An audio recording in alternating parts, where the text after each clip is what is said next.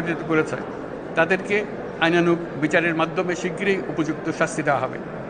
একই কথা দেশের সকল মন্ত্রণালয়, সংস্থা, শিক্ষা প্রতিষ্ঠান, নানা কর্মক্ষেত্রের জন্য প্রযোজ্য। সর্বত্র অপরাধীর বিচার হবে। আজ প্রত্যেকটি প্রতিষ্ঠান ও তার সদস্যরা নিজ নিজ কর্তব্য পালন করার মাধ্যমে দ্বিতীয় স্বাধীনতাকে উপভোগ করবেন, দেশকে গৌরবের শীর্ষে নিয়ে যাবেন এবং দেশবাসীকে এবং জগৎবাসীকে উপভোগ করার সুযোগ করে দেবেন। আমি জাতির পক্ষ থেকে প্রত্যেকে নির্ভয়ে আনন্দ চিত্তে নিজ নিজ কর্মস্থলে নিজ নিজ সামর্থ্য নিয়ে এগিয়ে আসতে অনুরোধ করছি। দেশের সকল মানুষকে আজ স্বাধীন, নির্ভয়, নিরুদ্বেগ থাকার জন্য নিশ্চয়তা দেওয়ার জন্য আমাদের ছাত্র শহীদরা প্রাণ দিয়েছেন। এই অভ্যুত্থানের মাধ্যমে সৃষ্ট সরকার দেশের প্রত্যেকের সরকার। এখানে থাকবে সকলের আকাঙ্ক্ষা পূরণের অধিকার।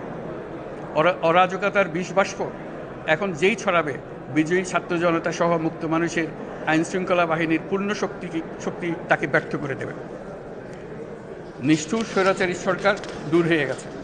কাল সূর্য উদয়ের সঙ্গে সঙ্গে গণতন্ত্রের, সুবিচারের, মানবাধিকারের, নির্ভয়ে মত প্রকাশের পূর্ণ স্বাধীনতার জন্য সকলের স্বাচ্ছন্দ্যে জীবন ধারণের সুযোগ প্রদানের সচেষ্ট সরকারের ঘনিষ্ঠ সান্নিধ্য ও সহমর্মী পরশ দলমত নির্বিশেষে সবাই উপভোগ করবেন। এটাই আমাদের লক্ষ্য। আমাদেরকে এই লক্ষ্য পূরণে সাহায্য করুন। সারা বিশ্ব আজ অবাক হয়ে বলছে, সাবাস বাংলাদেশ, সাবাস বাংলাদেশের ছাত্র জনতা।